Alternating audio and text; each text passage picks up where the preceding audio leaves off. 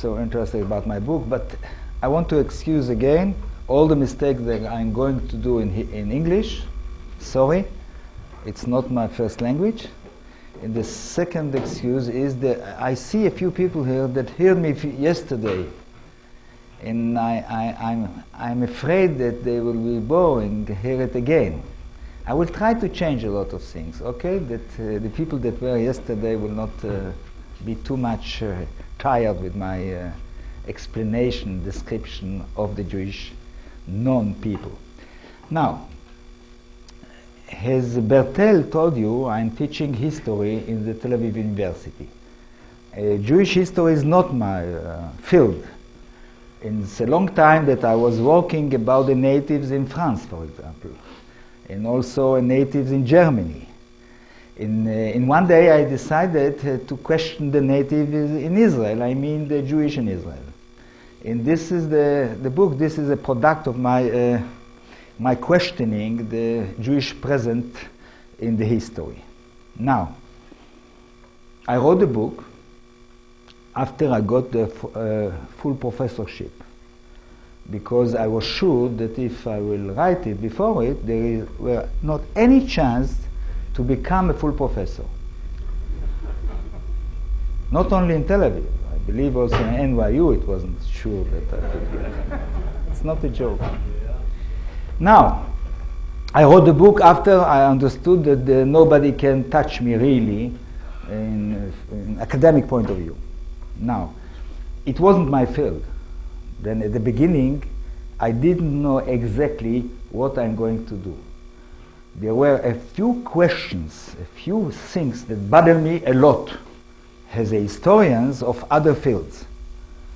I have to explain you that I'm not a historian of the Jewish people, because we have in the Tel Aviv University a special department of Jewish history. I belong to the department of general history that is occupying with all the goys, but not about the Jewish. I have not any right to direct somebody in thesis, to write scientific articles or book about Jewishness. Why? Because I don't belong to the department of Jewish history. By the way, the Department of Jewish History, a little department with 12 students, I think, this year. We have 120.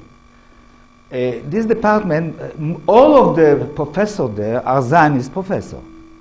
It's very natural. By the way, it's all the universities in Israel has two departments separately, completely separate. Okay? Then it's not my subject, it's not my field, it's not my right to write about Jewish history. I decided to write it because, you see, I thought that Jewish history is something very, very interesting. Very interesting. In the way people write about it, I didn't like.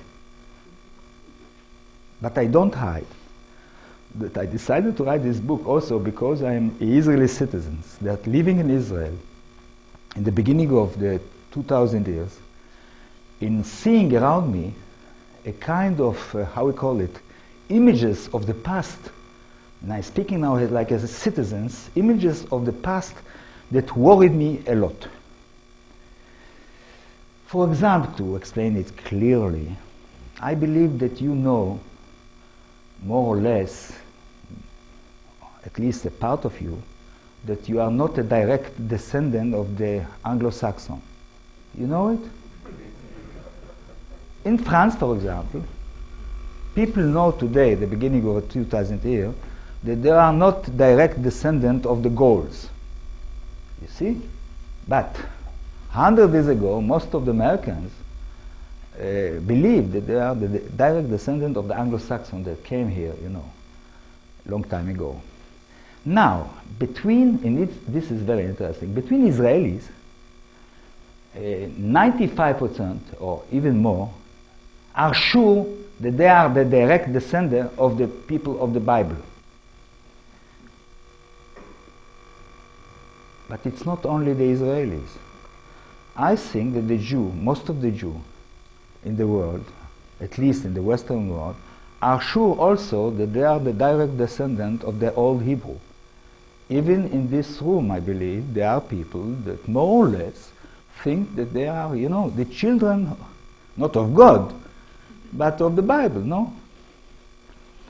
I started to write a book because I have questions around the concept like what is a people, what is a nation, what is nationalism, what is a nation state, and other things. By the way, the first chapter I'm dealing with this concept. Then if somebody is starting to read the book, you can jump on this chapter. It's the most abstract, most difficult.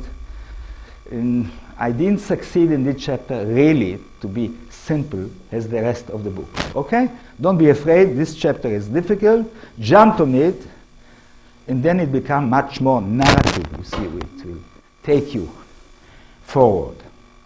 Now, starting with a simple thing, with a concept like people. Yes? It's not a scientific term. But what we mean usually when we say American people. Most of you belong to the American people? Yes, no? No, you come from Israel. No. New York is my country. Okay. No, it's you know, it's very interesting. The people started to decompose in some way in the beginning of the new millennium. But you know, using the word American people, French people, Italian people. See? It's useful. What we are meaning by saying Italian people? We are speaking about a group of human beings that are speaking the same language, more or less, has the same way of life, more or less, are eating the same food, more or less, have the same music, more or less, etc., etc., etc. Practice a norm, culturally practice a norm, common to this society that we call Italian people.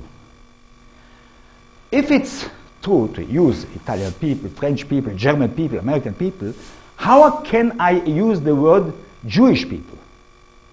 You understand me? Because, you see, if I have a cat and a dog, I cannot start to call the cat dog. You agree with me? Yes. Because if I would call the cat dog and the dog dog, I didn't know who to call. No, it's not so simple. You have to understand. Jewish people, it means what? They don't have a language common to all. They are not speaking the same language. You see, I'm from Jewish origin. I imagine that there are other people here from Jewish origin, not? A lot of you. Can I speak in Hebrew now? You know, I'm very good at in Hebrew, really. At least, can I speak in Yiddish? Not at, no. Okay, I have to speak your language. Okay, English. It was an option once when I was young. You see, I believe that we can arrive to it. Why Jewish people? Not a language, not a food. We are not eating the same food. You see. By the way, in Israel we are eating hummus. You know what is hummus? I went in London to a restaurant, an Israeli restaurant, and I see hummus falafel, but it's not really Jewish. We steal it from the Palestinian like we stole the land. You know it. Now, not food, not language, maybe music. Yes, but the Doors music is not a Jewish music. I like the Doors, the Beatles. Unfortunately, it's not Jewish, okay? For the moment. Now, what will we mean, Jewish people? If it's not a secular culture common to the Jew, it's difficult to speak in modern terms about a people. Don't forget that before the modernity, the word people was applied to a lot of things, quite differently than they use today. All the Middle Ages, the word people was applied to religious group, like the Christian people. You heard about it? God's people in England. Very common to speak about God's people. The Englishmen were the God's people, you know? Peuple de Dieu for the French. I mean, the word people design religious group. In the Bible, in the Hebrew Bible, people has other connotation, but not the modern connotation. You understand me?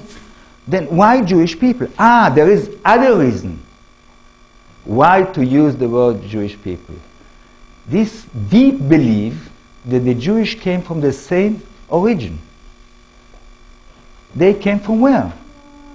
From Palestine, no? 2,000 years ago, the Romans expelled the Jewish from Palestine. And they started to wander in the world, create a diaspora, arriving to Moscow, making a U-turn, return to their land in Palestine, Israel.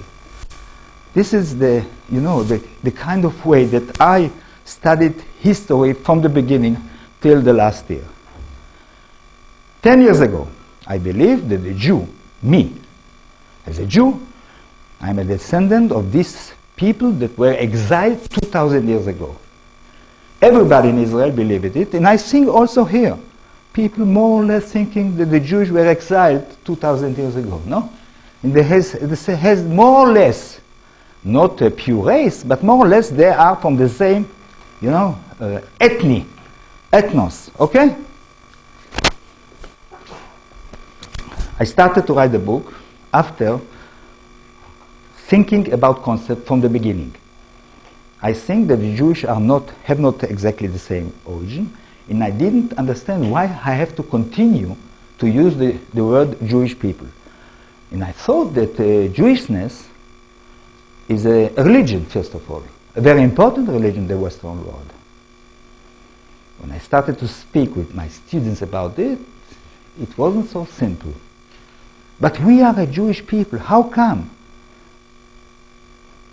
The first basic in the 19th century to create a Jewish people, the first basic was the Bible. I noticed that the first part of the 19th century, Jewish first historians in the modernity in the 19th century consider Jew as religious community. Only in the second round of the 19th century appeared the first historians to use Jewish people in a modern sense. It means the question when the Jewish people was invented, it's a long time ago, 140 years. It's a long time, no? 140 years that the Jewish people was invented. By the way, the French people, it was 200. The German people is 250. But it's not bad. 230, 240 years that the Jewish people exist as a concept. Now, in the modernity, to create nations, intellectuals invented to the past people. Understand? To invent a French nation, it was necessary, to create a French nation, it was necessary to invent a French people till the beginning of the time, till de Gaulle or till Clovis. For 100 years, little Frenchmen studied that they are the right descendant of the Gauls.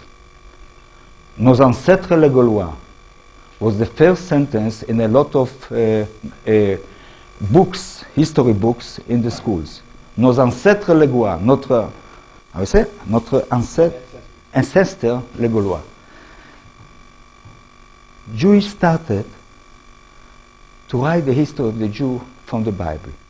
My first chapter, after the theoretical chapter, is dealing the way that these intellectuals of the national intellectuals of the second half of the 19th century took the Bible as a basic to tell the history of the Jew as a people.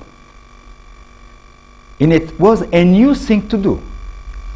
You have to know that the Bible, that is not a book, it's a library, was not read by Jew. Everybody believes that the Bible is the book of the Jews, no? More or less? The first testament, not the second one.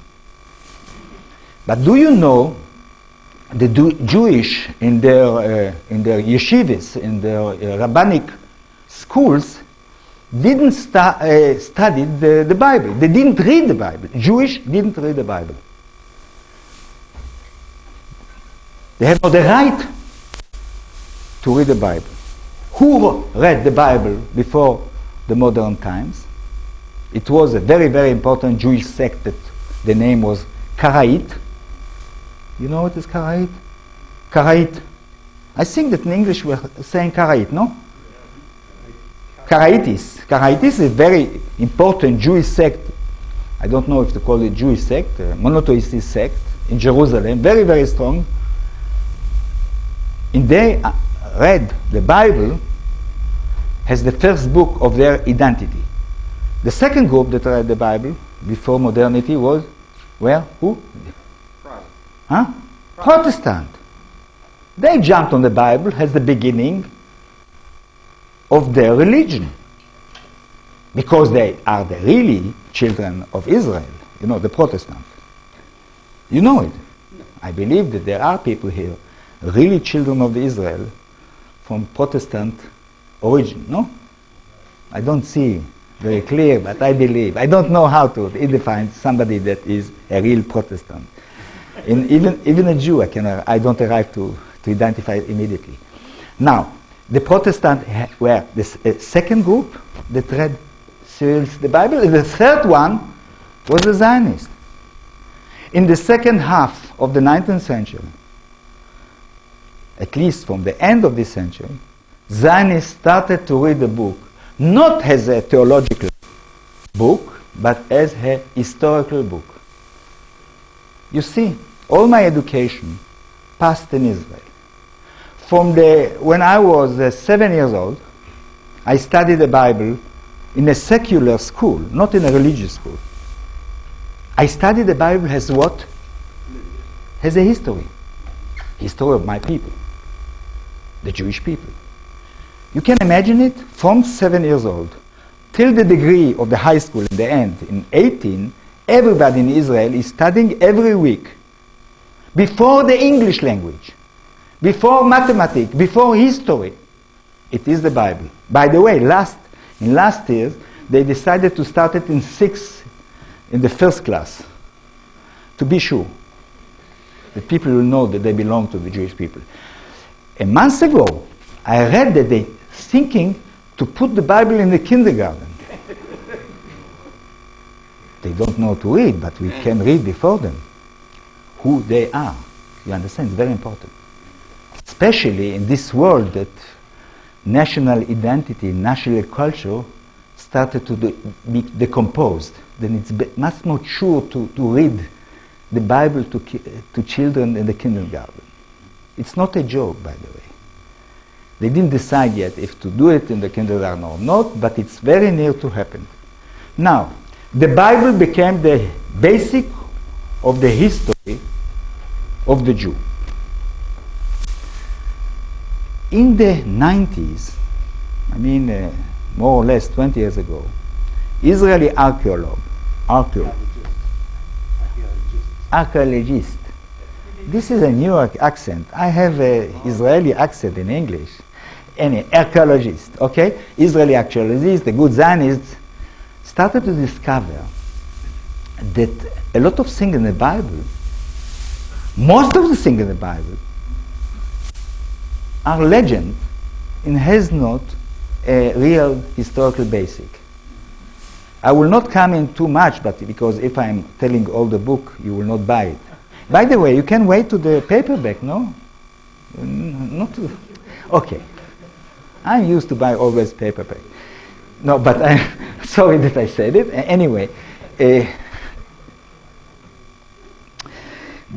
Israeli diggers of the land of Israel discover that the exodus, the famous exodus of the Jew, exodus of the Jew, going out from Egypt, didn't happen. The exodus didn't happen. It's terrible, no? You know why it's terrible? Very difficult for everybody? There is Pesach. You know what is Pesach? In this holiday, very important Jewish holiday, you can imagine that exodus didn't exist. Why to make this holiday in Pesach? Now, not only the Exodus, by the way, there is a lot of reasons that were proved the Exodus couldn't be. In my book, I come into details, but you have to understand the Exodus supposed to be in the 13th cycle before Jesus Christ. Okay? 13. In that time, the Egyptian Empire exists also in Canaan. Then Moses took out the Jew from Egypt to bring back to Egypt. Because Canaan was Egypt. You understand that? The David and Solomon kingdom didn't exist. It was a little teeny kingdom around Jerusalem of David, maybe. But it's sure that it wasn't a kingdom unifying Israel and Judah together, great one, like it's described in the Bible, that is telling in the Bible. Anyway, the Bible lost a lot of credibility because of our archaeology in Israel. I started the book trying to confront the all the new document about the Bible with the Zionism, the way that they constructed the Jewish national history. And I wanted to finish with it, to make a little book about it. And I remember the day that I started to become interested in another chapter, very important, of constructing the national consciousness or national memory of the Jew, and especially of the Israelis. It was the exile.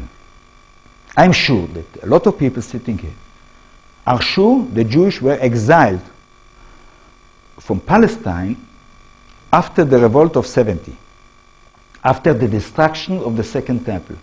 No? Jews were exiled from this. Everybody knows it in Israel, in New York, especially in New York. No? Sorry? What about Bar Kokhba, the settler? You know, some people say that the exile happened in 70. The others say that the exile started in 135 in the revolt of Bar Kokhba. Now, I started to dig a little bit the subject. And I discovered, to make it simple, because I see that there are people here that are interested about the subject and knows about the subject. The Romans didn't exile the Jewish from Judah.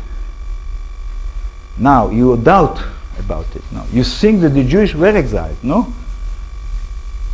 Now, it's very interesting that I was looking for books, research books, that are speaking about the exile of the Jew. In the first century after Jesus Christ, I didn't find even one book. You can imagine it? One of the most important events in the Jewish history didn't happen. The Romans didn't expel Jew from Judah. How come? How come? Not in 70, not in 135. No, I don't ask you. I'm happy that you know something about it.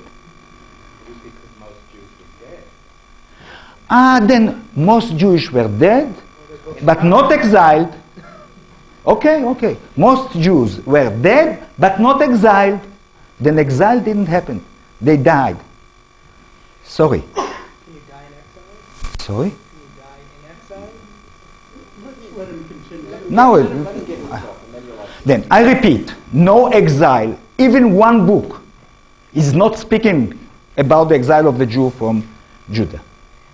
Now, in the population, in the collective memory, even on our money in the pocket, it's written that we were exiled. We, the Jews, were exiled from Judah. You know, we have the 50 shekels. It's not $50, it's $10, I think, no?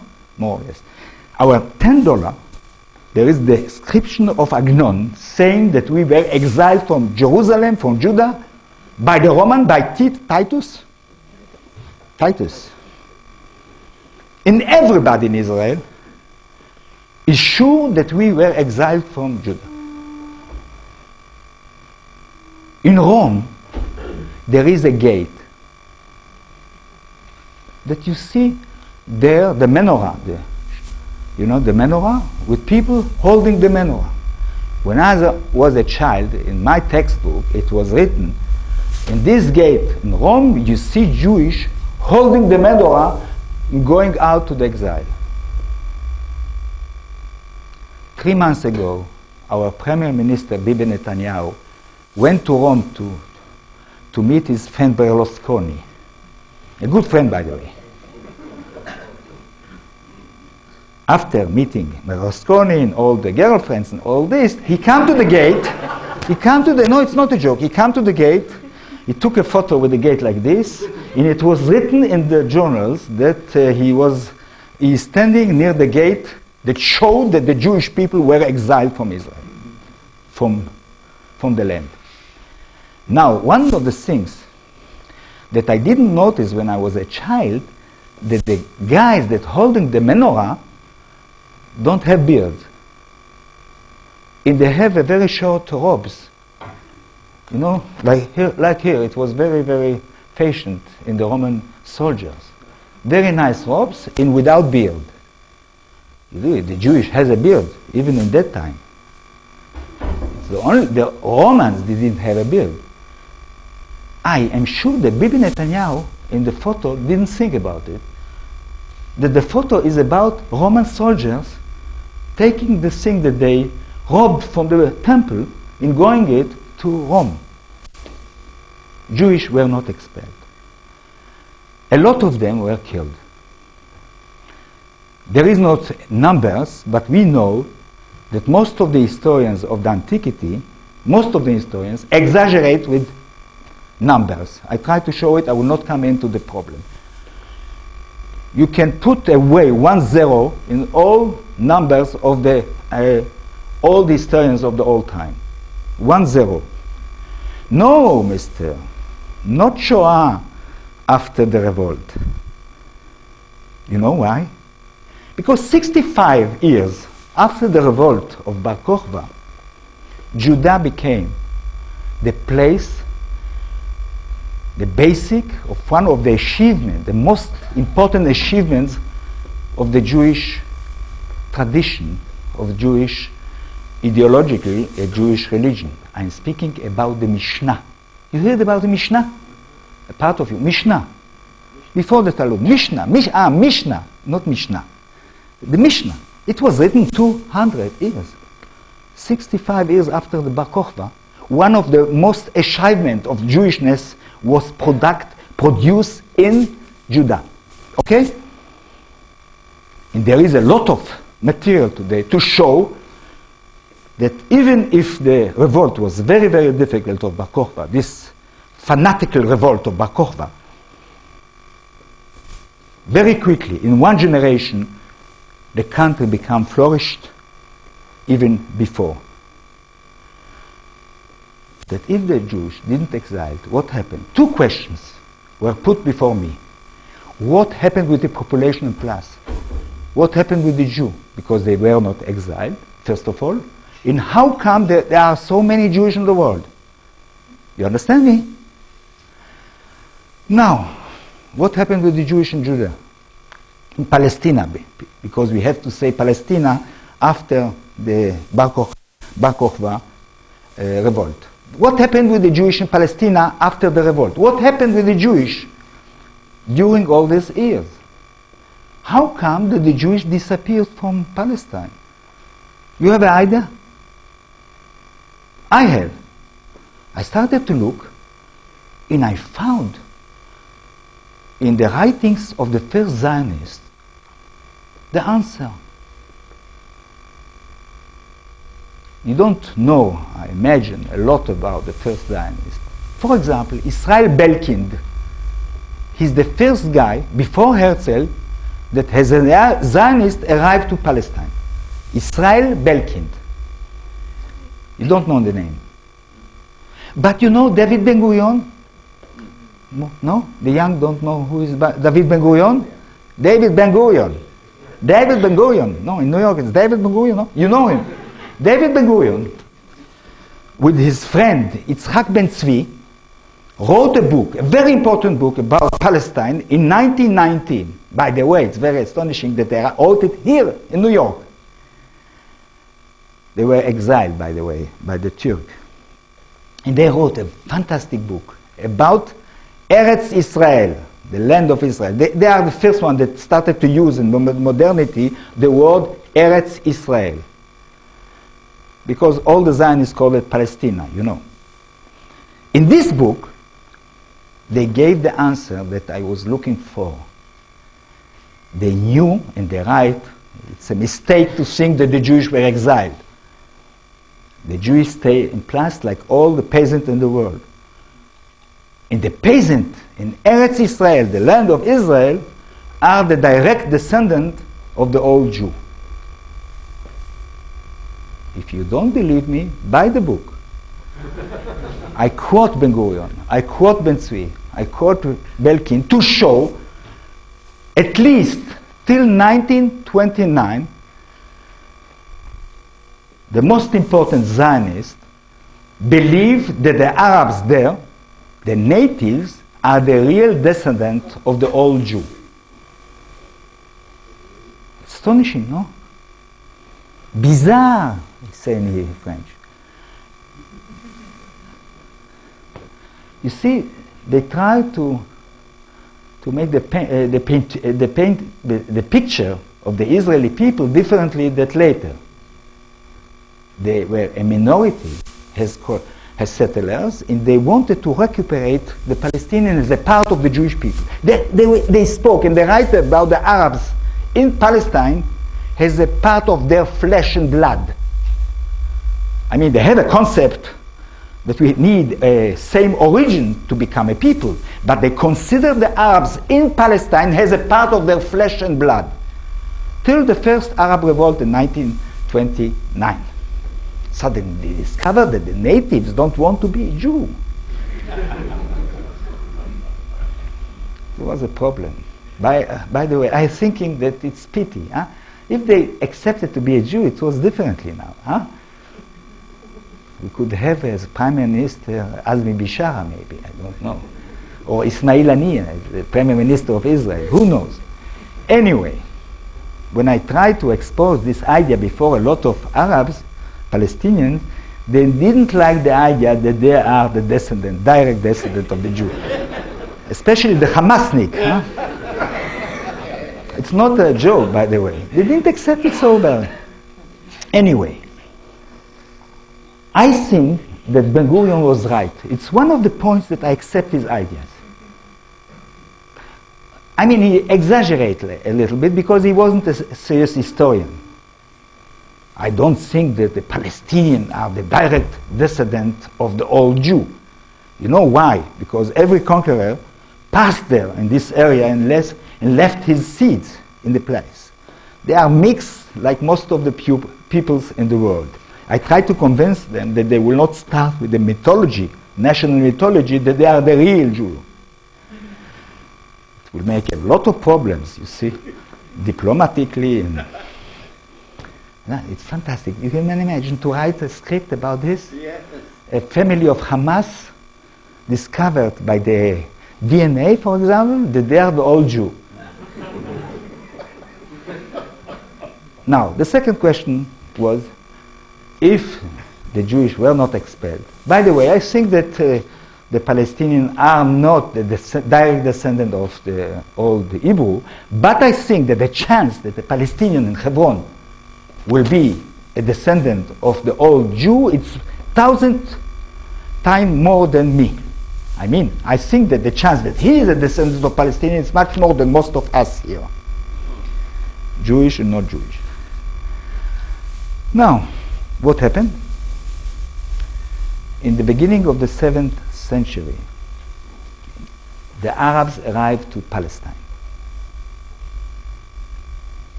Jewish and Palestine exist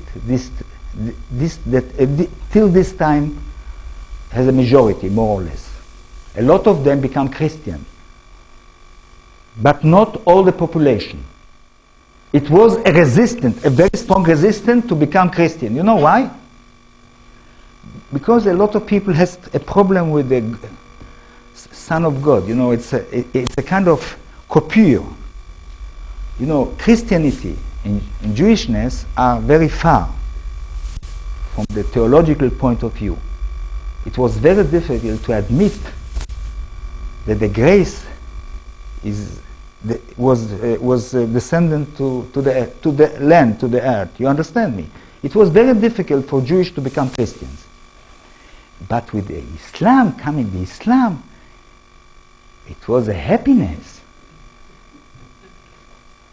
This is the reason, for example, that I cannot support now, when I'm living in Paris a little bit, to hear notre civilisation judo-chrétien. You know, today everybody is speaking in Europe, we are Judo-Christians. You hear them? Very popular. I don't understand. No, it's a very nice formula, but I read that they didn't use it, the French one, in the 40s. It was nice, 1940, I mean, to become a Judeo-Christian before the Germans. Anyway, to say Judo-Islamic is much more logic, you understand? A prophet came from the desert and said that he is the continuation of the other prophet. He is not the son of the God. They opened the Jerusalem, the holy city of the Jewish, before the Jew.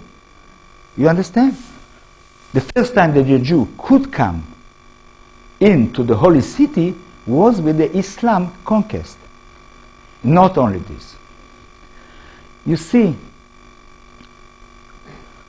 the first step of the conquest of the Islam, every guy that was converted to Islam was free of taxes. You heard about it? Was what? Was free of taxes. Taxes. Oh, free of tax. He didn't have to pay taxes if he was converted to Islam. You can imagine it? They are coming.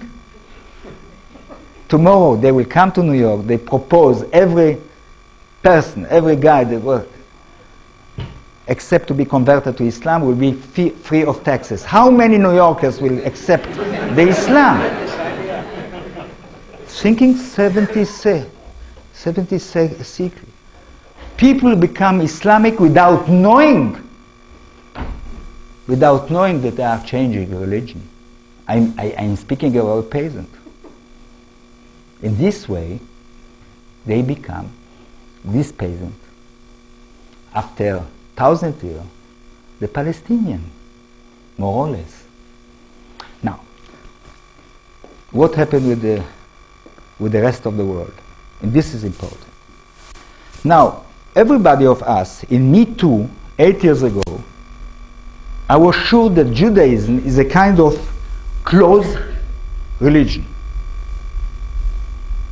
They don't try to proselyte other people.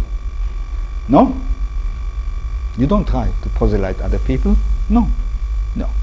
You are seeking the Judaism in opposition to the Islam or the Christianity is not a proselyte religion. It's not true. From 200 years before Jesus Christ, when the first time in my theory monotheism arrived to power in the Western world, I'm speaking about the Maccabean, one of the first things that this authority, new authority of the Maccabean after the revolt of Maccabean, one of the first things that they are doing is what? To convert by force all their neighbors. They were not the last monotheists that tried to convert by force, but they were the first one. And they convert a lot of people around them, and this is the reason that Horus became the king of Judah in the end. You know who is Horus? How we call it? Herodes. Herod. American guy. Herod. Okay. We call him Horus. Sorry that I changed the name.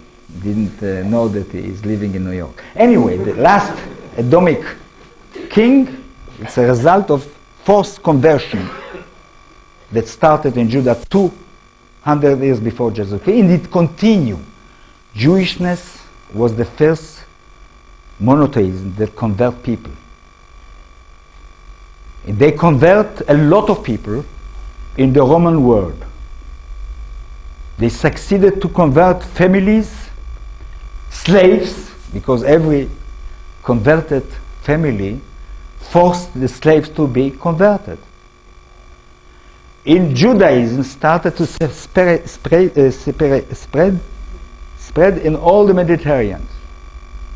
But not only private families, not only slaves, kingdoms become converted. The first kingdom in the first century that were converted, it was in Babylon. Once I thought the Jewish of Iraq are the authentic Jew of Palestine, because the first exile. I was sure. I have a lot of respect to them because of it. And suddenly I discovered it was a kingdom that was converted in this area. It's called in Hebrew Hadayev. How you call it in English? Hadayev. Adbayan, I think. You don't know. You don't know Jewish history. A very good kingdom. By the way, in the revolt of 70, they sent people to fight with the Judean in Judah. It's the first kingdom, but not the last Jewish kingdom. In the 5th century, you know more or less where is Yemen? Yemen? Exists there a very strong Jewish kingdom that lasts more than a Maccabean kingdom. Nobody in Israel today don't know about this kingdom that lasts 150 years, more or less. You can imagine? We love history, we, the Jew, the Israelis. We don't know, we don't teach about the Jewish kingdom in the 5th century. You know the Jewish Yemenite? The girls are beautiful, no? Handsome, no? Especially the hairs. How we call it? Curly hairs. It's very nice. I like it very much personally. The curls of my student from Yemenite origin. But this curl didn't come from the wind of the Red Sea. You understand? The third kingdom was in North Africa, but Judaism became very, very popular in North Africa. It started with the Phoenician, it's continued with the Berber. And we, the Jew, was the last fighter against the invasion of the Arabs of North Africa. Who is new? Us, the Jew. It was a queen, a very important queen. The name of this queen was Da'iyya el-Kaina. She was the head of this military force that tried to resist in the name of Judaism against the Arabs that came to North Africa. Most of the Jews that came from North Africa are the Berbers. They don't like the idea. Not only this, I think that the invasion of Spain in 711, the invasion of Spain was made by a Jewish barbarian with Muslim barbarian, and this is the reason that so many Jews started, Jewish communities started to develop in Spain in the 7th, 8th, 9th, 10th, 11th, 12th centuries. From the beginning, it was a Jewish Muslim force that invaded Spain in the beginning of the 8th century. The last chapter to discover from where Jews came is the case of Khazaria. 80% of the Jews in the beginning of the 20th century came from East Europe. Okay? More or less, 80%. How come? Why in this area there were so many Jews in the beginning of the 20th century? How come? The Zionist historiography tried to tell us that, the Romans took the Jew from Judah, put them in Roma, they went up to Germany, they make a turn and to arrive to Poland. More or less, this is the story. And I asked myself, how come that there are so many Jews in Poland, Ukraine, and Russia? The only explanation can be the Khazaria case. I am speaking about a very, very important kingdom that started more or less to be Jew in the 80th century. The 80th century. 8th. Okay, sorry, I started to be tired. 8th century after Jesus Christ, this very, very large kingdom became Jew. What is the meaning of Jew? That a lot of people become Jew under the rule of the Khazarian. Where was it? It was between the Black Sea and the Caspian Sea. You say Caspian Sea? Yeah. Today, but it was the name of this sea was Khazarian Sea. In the Middle Ages, the name was Khazarian, after us. By the way, sometimes I'm joking with my student and tell them, Jerusalem, after the Bible, you will agree with me, was not built by Jews. By whom? By the Yevusi. Not Jewish, the children of Israel invaded Jerusalem. It was not built by Jews.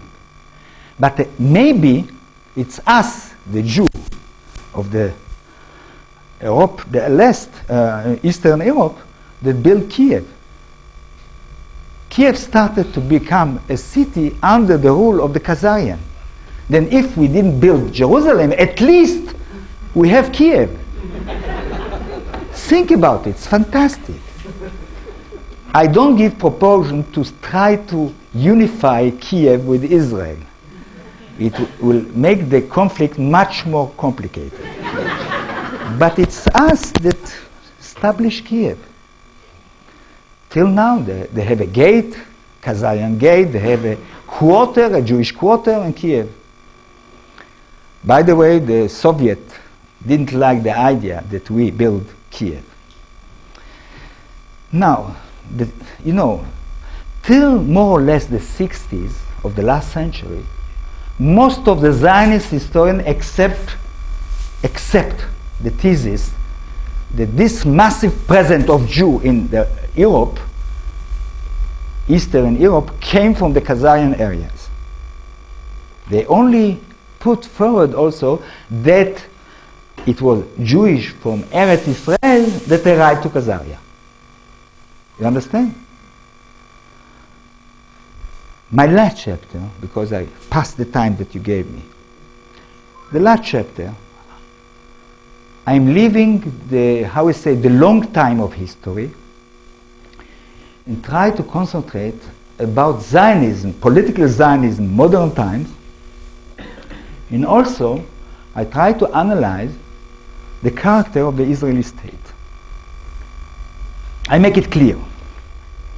Jewish nationalism, Zionism, was born in the areas that German nationalism was born, Polish nationalism was born, and they kept like the German nationalism till the 20th century, like the Polish nationalism till the 20th century.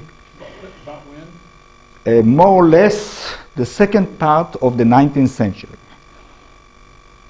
Zionism was born in the second part of the 19th century? Yeah. I'm speaking about not the movement. For the movement, we have a date.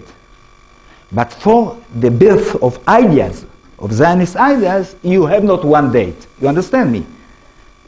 But if you want, from the 70s of the 19th century, we can feel the movement, the birth of a historiography, a national historiography, and national ideas about a Jewish state. This kind of nationalism, Jewish nationalism, Zionism, has a lot of common with German, Polish, Ukrainian nationalism. A lot of common. Because being a true German, being a true Polish, no Polish. Paul. Being a real Pole, you have to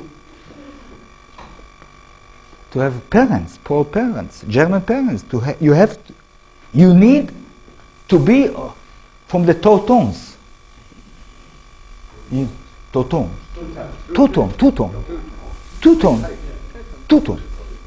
No?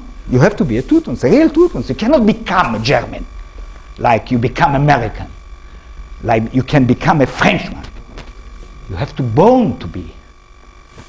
Jewish nationalism has this characteristic that you cannot become a Jew, nationality. You have to be born by a Jewish mother or to convert, even if you don't believe in God. True or not? There are a lot of people that are converted here in New York without believing in God. It helped me, by the way. That's what defines being a Jew. Sorry? That's what defines being a Jew. It's fine? That's what defines. Yes.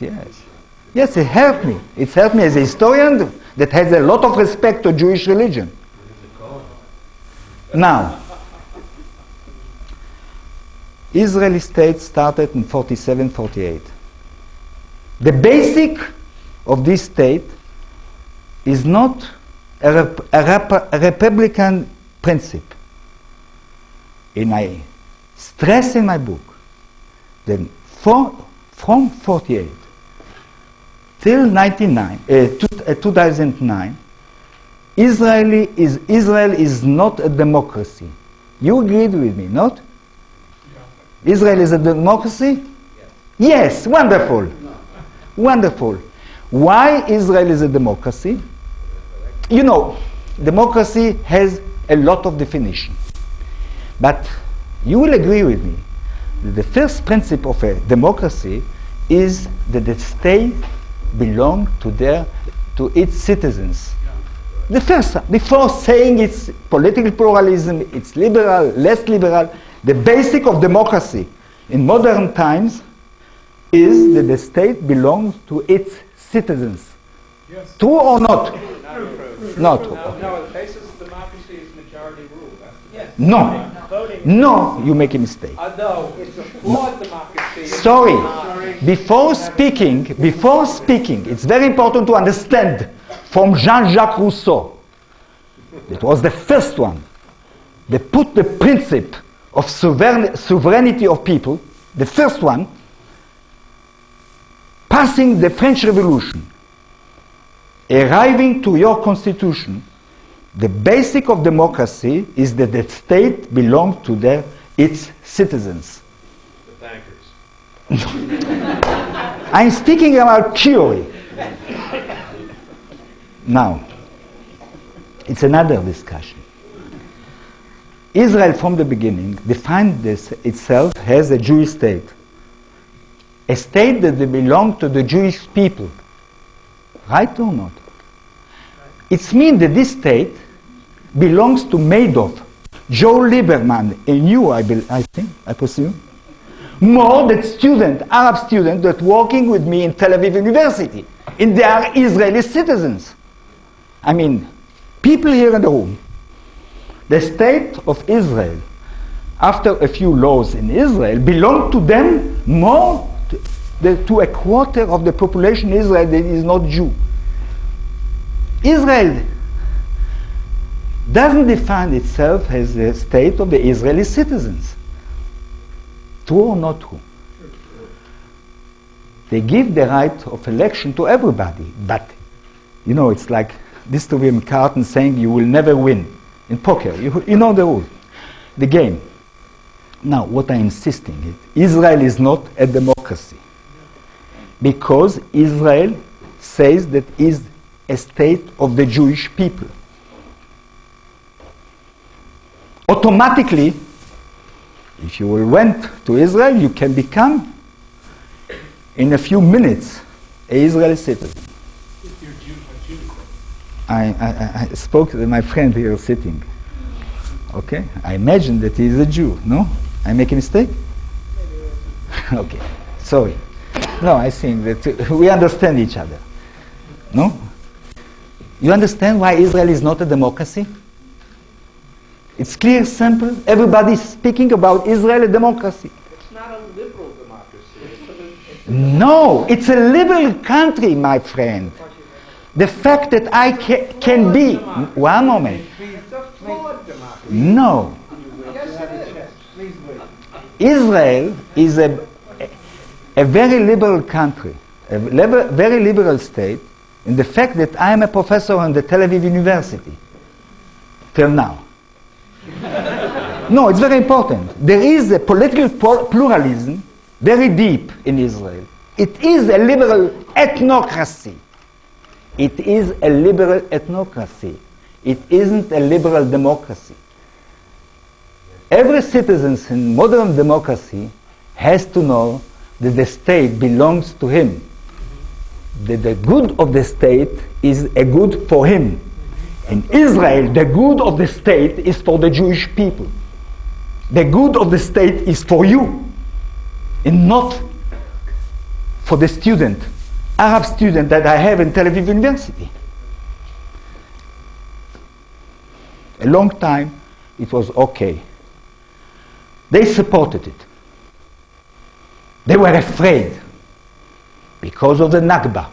You know what is the Nakba? The Palestinian tragedy of 48. They were afraid because the military regime till 66 that were opposed on them in the 1950. But today there is a generation of young Palestino-Israelis that stop to be afraid. Every step that they become more Israelis in their culture, in their language, they become more anti-Israelis in their politics. You understand it?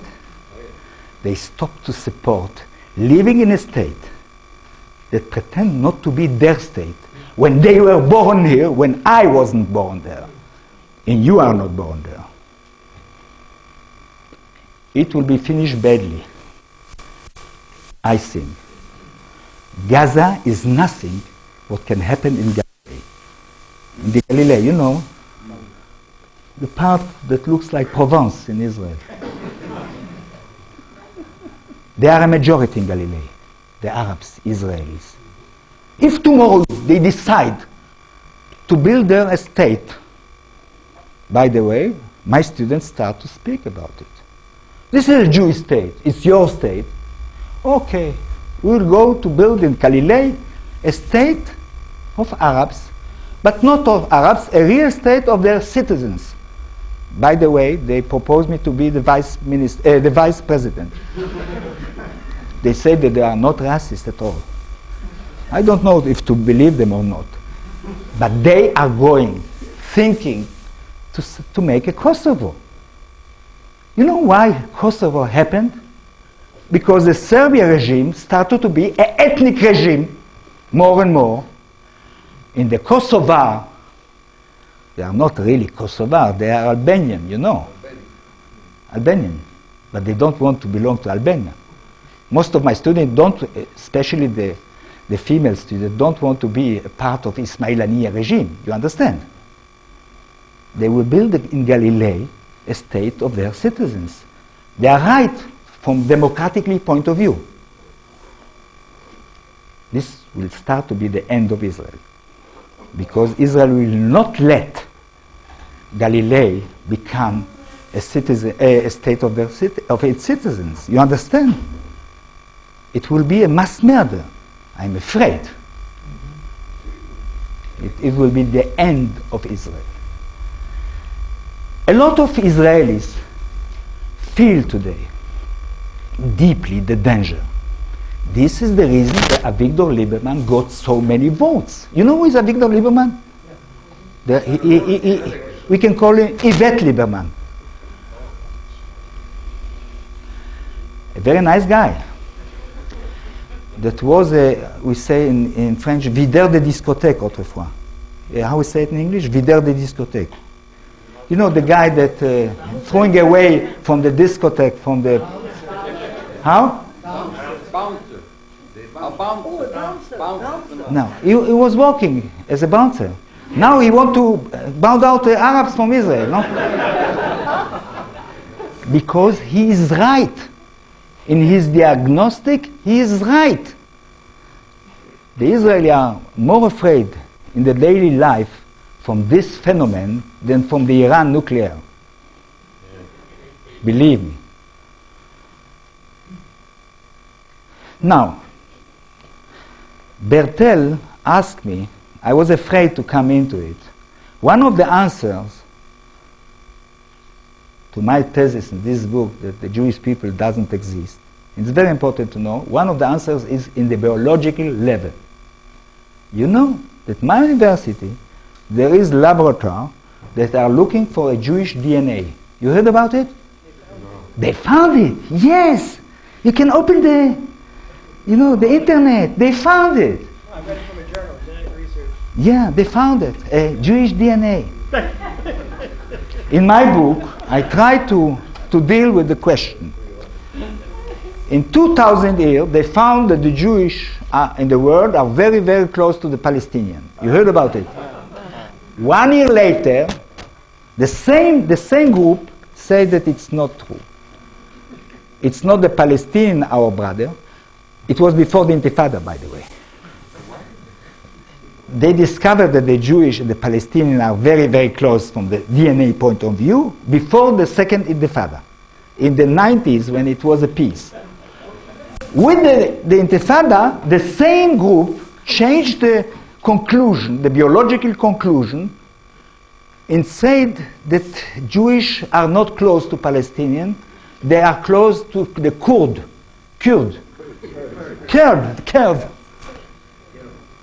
A nice family. No, really. I'm not against it. It's a bluff. I cannot come to details because I want to know what is most important for you that I will continue. But one thing important is, in the internet, if you are looking, you will see that they call me the denier of the Jewish people. You know, it's very chic, a denier. It reminds you of something. There are denier of the Shoah, and suddenly came a guy that is denier of the Jewish people. It's very nice. But it's true. Not that I deny the Shoah, not at all. I am an enemy of the deniers of the Shoah. But it's true that I deny not Jewish identity, not Jewish solidarity, not Jewish religion. I deny the Jewish people. Why? Because Zionism denies the existence of the Israeli people. Zionism, the Zionist colonization in Palestine, create two people. The Palestinian people and the Israeli people. I'm not always proud to the fact that I belong to the Israeli people, especially lately with the Gaza war. But Zionism succeeded to create a people, a nation there, a Palestinian one and an Israeli one. There is a language, there is a theater, there is a cinema, there is a literature, there is even a food, the hummus. But Zionism doesn't want to recognize the fact that they build a new nation. They treat these people, this nation, as a bastard, inglorious bastard. If I'm a denial of the Jewish people, Zionism is denial of the Israeli people and put in danger the existence of the Israeli state. Thank you.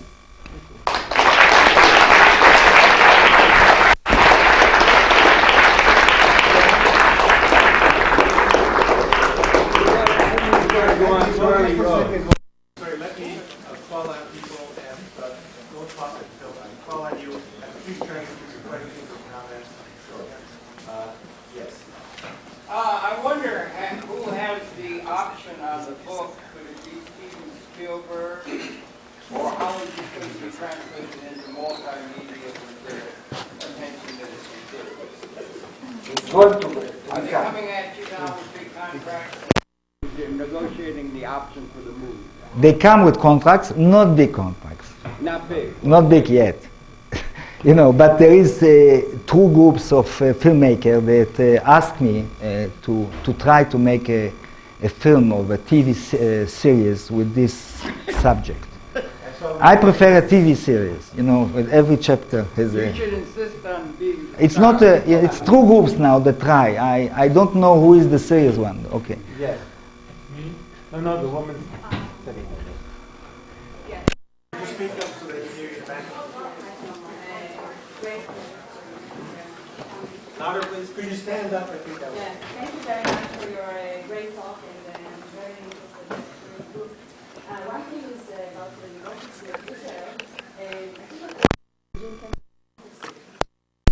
so that's an easy answer to your question about the Israeli democracy.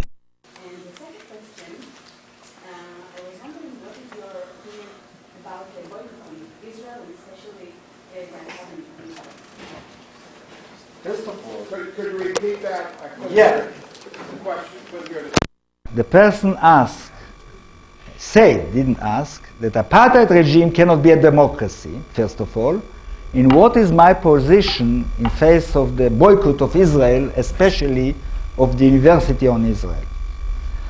Now, you notice that in this conference, I didn't mention the occupied territories. I spoke about the characteristic of the Israeli state in the 67 borders. I didn't come in because the question of the occupied territories in Israel has intellectual issue finished. You understand me? It's finished. There is not real discussion, intellectual discussion. It's political and military.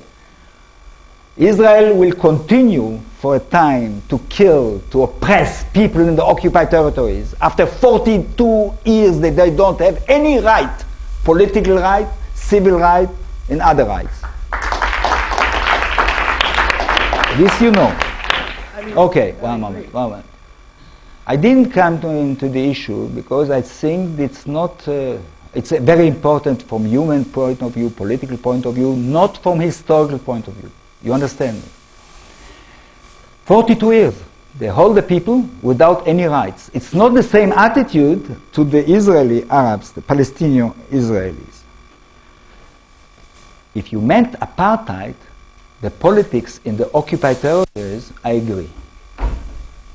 But you see, Israel is saying that he is not annexing juridically these areas. They are occupied force in these areas. Right or not? Like the Americans in Iraq or in Afghanistan. With the colonies. But juridically, like you in Afghanistan. No? You in Afghanistan. No? Now, I want to know, okay, about Iraq, you are saying that you are going away very soon, no? I hope. But not about Afghanistan. In this week, you send 13,000 more soldiers to Afghanistan. You are not calling the United States an apartheid regime if they will be there even 50 years. There is apartheid, a clear apartheid in the occupied territories. The colonies has anything to do with the other population around. They have special roads, special houses, you understand? Completely separate from the population. They see the population when they come to build the houses. I agree that it is apartheid occupation. I agree also that there is a segregation in Israel. You know that we cannot marry non-Jew in Israel. You know it? One moment. Okay. You don't know? I can't marry a man here, so yeah, same thing. Wow, the same thing. I agree with you. We have to fight that you can marry the man. Do you want to join me to fight against the laws in Israel that don't let people from other communities to marry between them. You can imagine a democracy that you cannot marry the non-Jew? And by the way, it's not because of the religious, because of the Orthodox. It's one of the mistakes that a lot of people are doing. The decision to give the rabbis the right to marry people was taken in 1947 when the majority was of secular people, but not sure about their identity. They needed the criteria of the religious criteria to define who is a Jew, who is a not Jew. Then is a segregation in Israel itself, not apartheid. You cannot compare it to the apartheid. I mean, speaking about the Israeli state. When I finished the question, you want to stop me with the most difficult question of boycott? Okay, stop me. Stop me, it's better. It's better. I don't, you see. I just would like to point out there's lots of hands up so you can make your answers a bit short. I should be sure. You see, I'm not for boycott of Israel. Don't thank me. Fight against the racism in Israel. Don't thank me, mister. Now, one moment. I'm not for a boycott of the universities. And this is your question, because it will be a little bit paradoxal that a university that pay me to speak, even in New York, that I will boycott it. What is my opinion about pressure against Israel to go out from all the occupied territories? I accept everything. You understand? Any means to make pressure on Israel to go out from the occupied territories is legitimate in my eyes. Not killing children and women, but I'm speaking any other pressure is legitimate in my eyes to force Israel to go out from all occupied territories. Okay. I will stop with it. He asked me to be shorter. Forward. Excuse me. Here, you had a question? No, sir. Yes. I have two questions. First of all, one, you mentioned the Palestinian students who are hoping for a democracy in Galilee. Why is it that they are not hoping for a democracy in all of the Palestinian territory, Israel plus the occupied territories? Why would they not call for a democratic state of all the people of the territory, including those who were exiled in the past who have the right to return? Right? Because they are clever guys. It's a difference between proposing to Israel to become a non-racist state or to propose the Jewish Israelis to become from a day to tomorrow a minority in their state. You understand it? Now, you wanted to ask what is my opinion to the one-state solution. This is the question? I could ask that too, yes. No, you asked this. You asked exactly this. But you are very clever and very nice guy. You didn't put the question to me. No, you see, I think that the one-state solution, this talkie in New York,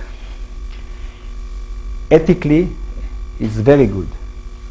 I hope to live in one state with the Arabs. Politically, I think it's not clever to put it forward as a political program today.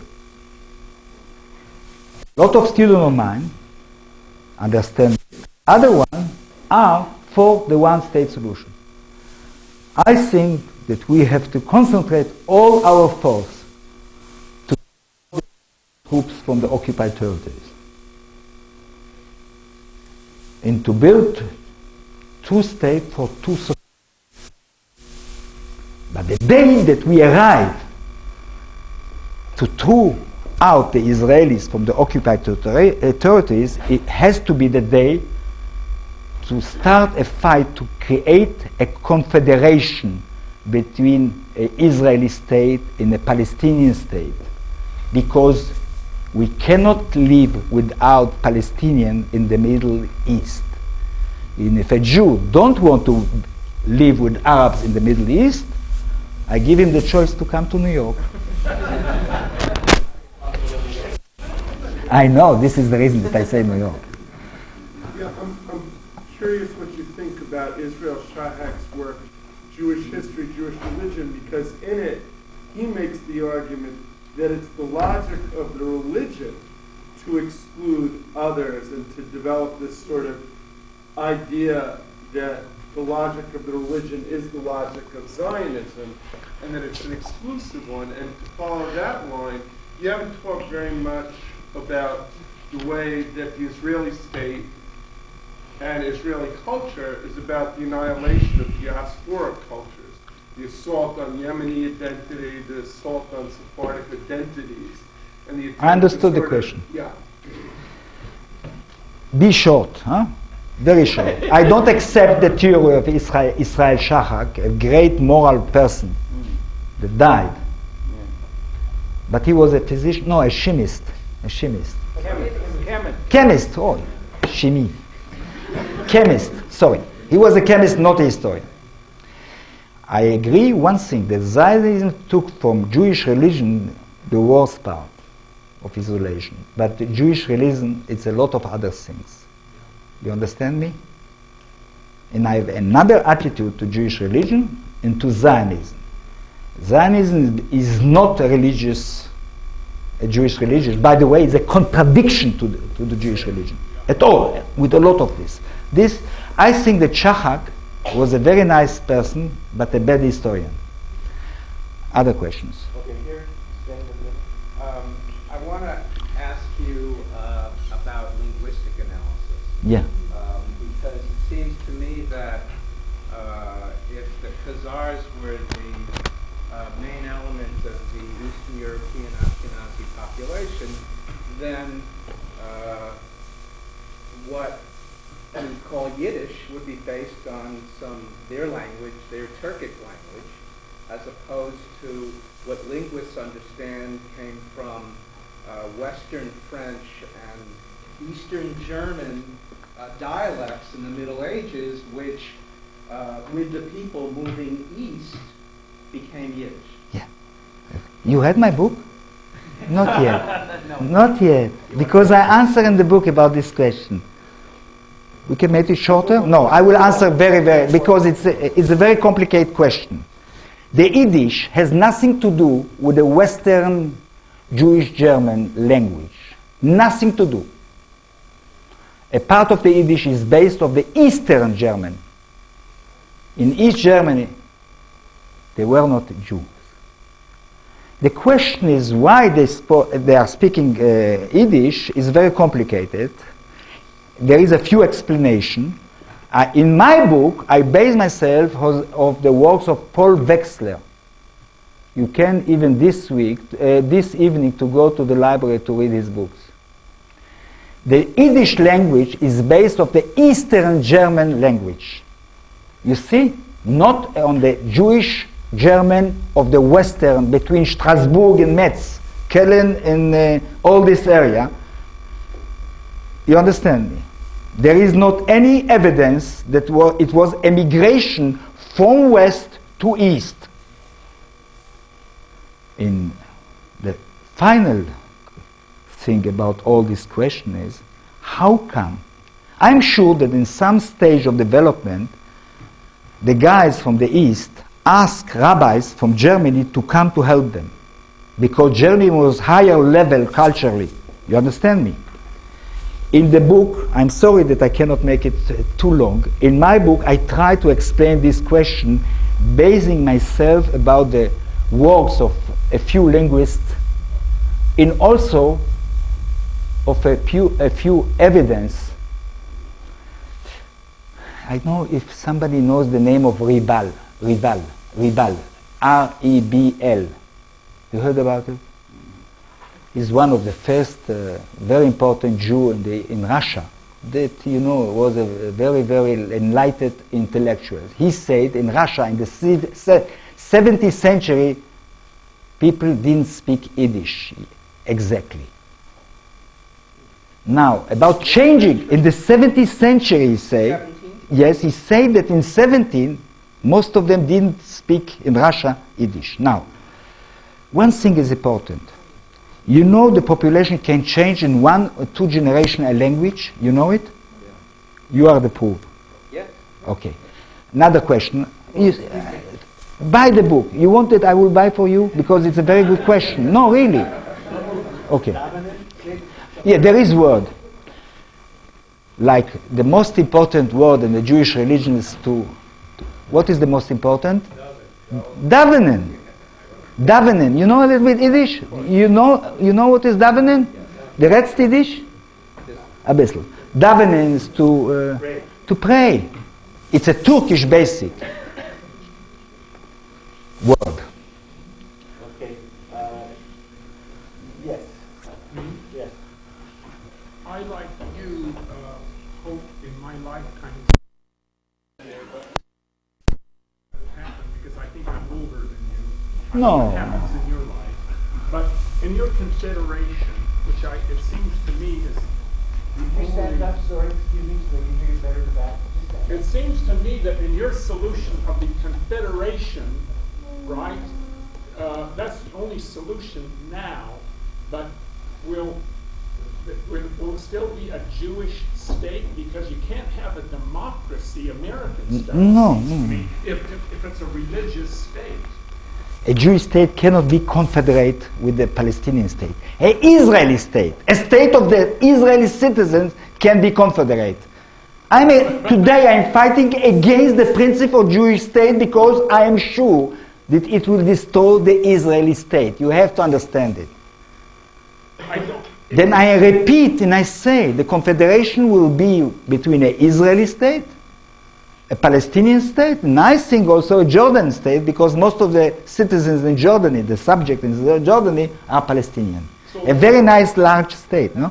Confederation, sorry. So there'll be Israel will be Jewish, and Jordan and Palestine will be Islam? What does it mean Jewish? I am a Jewish? My culture is Jewish? It's another discussion. What is the meaning of Jewish culture? What is the meaning? Really the meaning? You understand me? I know a lot of people in the world don't like we have a Jewish secular culture in the world that unified the Jew? We have it? You understand that you cannot speak about a Jewish culture from secular point of view. You can't speak about any of it without addressing anti-Semitism, which you haven't. What? Sorry, I didn't. Anti-Semitism. The latent variable. I didn't understand. Slowly.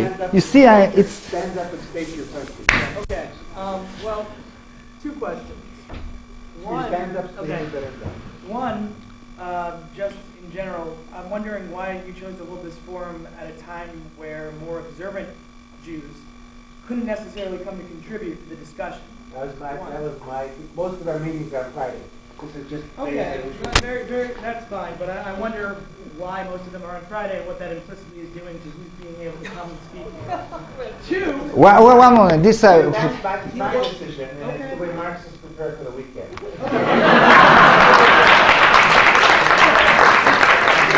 I guess Marx wasn't a very religious Jew, is what you're getting at. Two, how do you feel this discussion adds to continuing discussions of the reduction of racism, anti-Semitism, and addressing issues such as Jewish self-hatred, which has been addressed by multiple authors? My most interesting read thus far is by Sander Gilman. What is the question, by the way? What you ask me? I'm asking, how do you think this discussion is impacting the way people view discussions about surrounding racism, anti-Semitism, and the resolution of these problems? Okay. With the things that you heard this evening, by the way, yesterday it was meeting also on the book. It didn't come. The Brecht Forum organized the evening. It wasn't Friday yesterday. Mm-hmm. Did you have a lot of people come who were observant? Yesterday? No, because he didn't come. Now, I'm obviously observing because I'm here right now. I want to know if it's clear that I'm an anti-racist, anti-Semitic. I try to prove in the book the Jew were in North Africa before the Arabs. Yeah. I try to prove in my book the Jew were in France before the Frank invasion. I try to prove in my book, and this is the reason that it's going to be translated to Russian, that the Jew were in Kiev, in Ukraine, before the Russian. I'm anti-Semitic? No. Now, I am not also a self-hater Jew. You know why? Look at me. You think that I have a hate against myself? Not at all. You have to know me a little bit better to understand it. It's your people. Which people? The Israeli people? Jewish people, the culture. But it doesn't exist. How I can hate something that doesn't exist?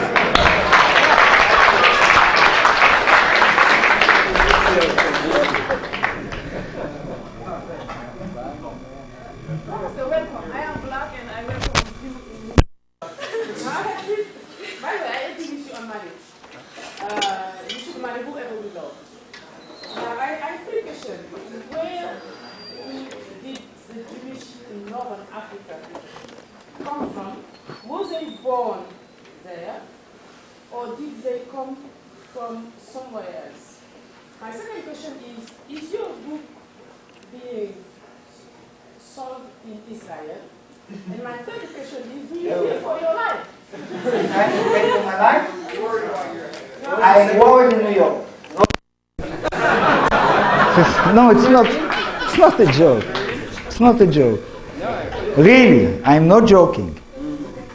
The other part. Now, the other parts, I want to say that the Jewish in North Africa, it's a product of mass conversion, very, very early conversion I'm speaking about in my book. You see, it amazed me that a lot of Jews in Israel are sure that they are the direct descendant of David the king. Only the Ethiopian, the Ethiopian, they look at them, there is a kind of racism against the black Jew, because they know that it's not possible that they are descendant of David the king, you understand? Jewish in Ethiopia are a product of conversion, exactly like in Poland.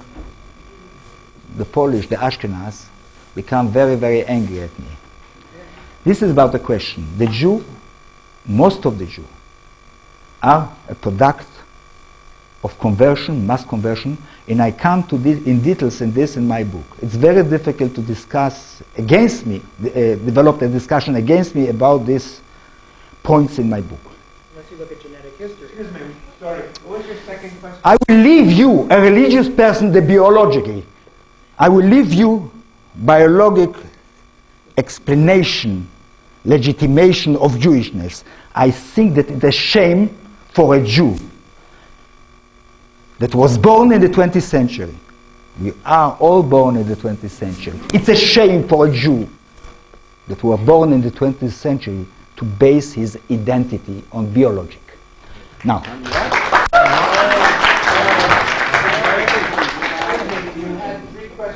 Which is obviously what I'm doing. So, excuse me, so what was your second question? Why don't you agree with him? Sorry, ladies. sorry? It was very well. I mean, Zionist historians become very, very angry. They don't speak with me. But the media received it very, very well. And I was in the list of the bestseller for 19 weeks. You see, it's not bad for a very difficult, boring book like my book. No, really. It's not it's not a thriller. And also in France, it was sold very, very good, you see? Okay. Thank you very much for your presentation. I'm wondering why you say that the Jewish state, as it's presently constituted, is for destruction. A state doesn't go by justice, it goes by power. People like Lieberman have the power, and they're gaining more and more power, as it seems to me. We can't predict the future, but why can't they simply eradicate? I will tell you. You see, to predict the past. But from time to time, no, I make an effort to predict the past. You see, all this book is imagination, you see. Now, the question, I'm not a prophet. But I know the stability of the state that is based on ethnic principle is a very weak state. The contradiction become more and more strong. I see it before me with the young Arabs in Israel. You understand me? Gaza, Jenin, is nothing what can happen with the Arab Israelis when they will side not to accept a Jewish state. Now, why I'm sure about it, not only because of Kosovo, because I think something miraculous happened in the modern times. People are thinking that the state belongs to them, even if it always not belongs to them. But to give the illusion that the state belongs to you, it's a principle of modernity, political modernity. The principle that the people are equal before the politics, before the sovereignty, it's a principle of modern politics. Yes or not? You understand me? You don't have this principle, you are condemned in the state, like other states in the 20th century that was ethnic state and not democratic state. I don't make analogy. I was thinking about Sri Lanka. Okay. Any other questions? John, you stand up.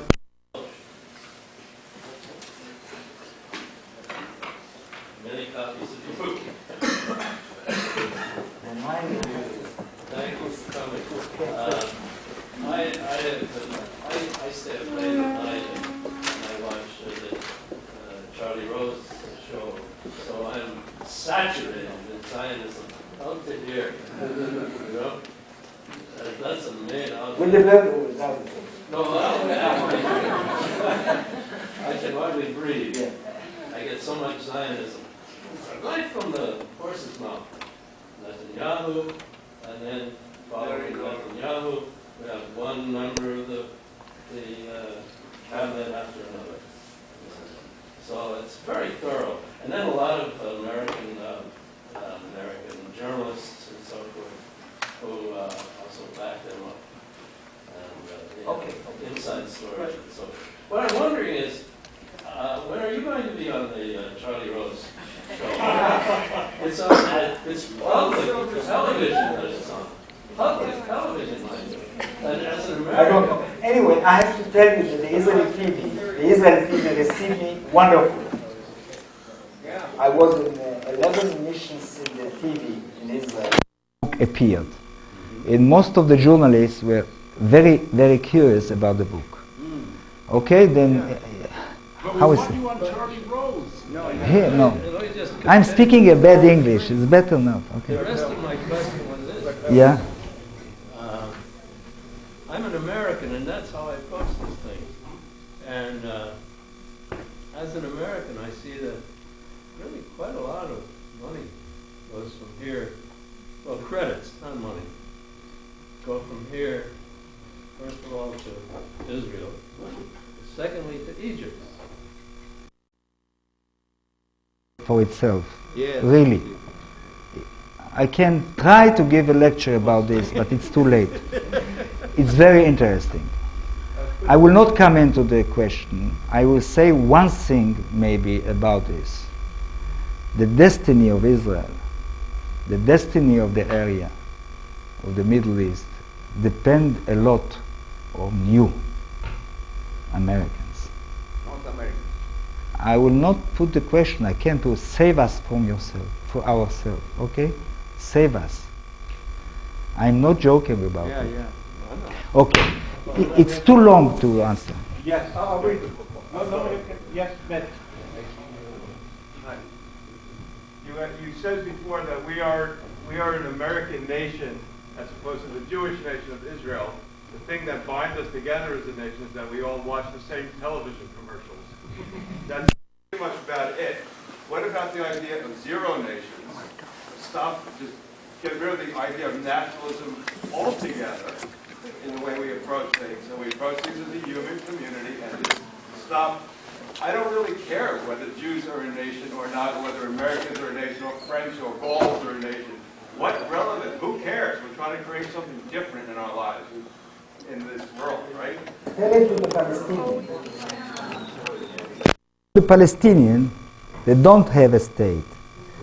People that have a state, their own state, have to fight to abolish states. But people that don't have state are obliged to fight for a state. You understand me? If you want really to know my opinion, I am a universalist. Being an Israeli is only the point of departure for me. My dream is a world without states. as you can imagine. I want a confederation, for example, of the Middle East. But you know, don't mix utopia with politics. It's very important. As I say and I insist, utopia has to direct politics, not to replace politics. It's too easy and too dangerous. Okay. He asked a question. No, there is others that... Okay, I'll try to answer the question. I'm not sure what I want to ask you. But first of all, thank you very much. You've given a very nuanced presentation, and I appreciate that. And that's sort of tied to my question. When you talk about the invention of a nation state, of a people, of a race, as a fiction, which I understand is, sometimes people hear that you're denying their existence, and we know that once it's invented, it's a reality. So how do you address those who don't hear your nuance and just insist on hearing that you're denying someone's experiential reality or something? Make attention. I don't deny Jewish identity. I'm never fighting against identity of somebody. There is identity of the homosexuals. They are not a people. There is identity of beaten women, but they are not a people. Okay? We are composed with a lot of identities. Everybody. You understand? I'm not denying identities of people. I deny the pretension that the Jewish people exist because it's brought people to believe that they have land there. You understand me? I don't care about the word people. If you want, throw it away. With one condition. Deeply speaking about a Jewish people is speaking about a people that has a land in the Middle East that made of his real land is not here. This is the reason that he made what he made, maybe. No, you have to understand what I insist. I understand what you're... One moment. I will be interpreted like people, you know, you cannot dominate it. It's a kind of règle de jeu. I mean, you have to, I know that I will be interpreted. This is the reason that I insist the recognition of the Israeli people. This is the reason that I insist politically to recognize the Israeli state. Not the Jewish state, the Israeli state. And I finish, because I am very tired, with the one example. When I was in El-Quds, you know, the Palestinian invite me to a Palestinian university after I published the book. They like very much the book. You can imagine. Now, they invite me to a conference in El-Quds University. Seren Nusseibeh invite me. And I give the lecture, like more or less better than today, because it was in Hebrew. By the way, they insist that I will speak in Hebrew because all the professors were ex-prisoners.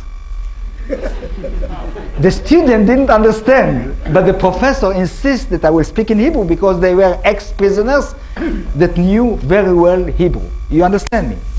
After the lecture, they asked me, how, after this book, you can justify and demand us to recognize the Israeli state? And then I say that even a child that was born from a rape has the right to live. You understand me? 48 was a rape. But something happened in history. We have to correct, repair a lot of things. You understand me? The day after it, in the first Palestinian journal, the headline was, even a child that was born for a rape has the right to live. Thank you very much.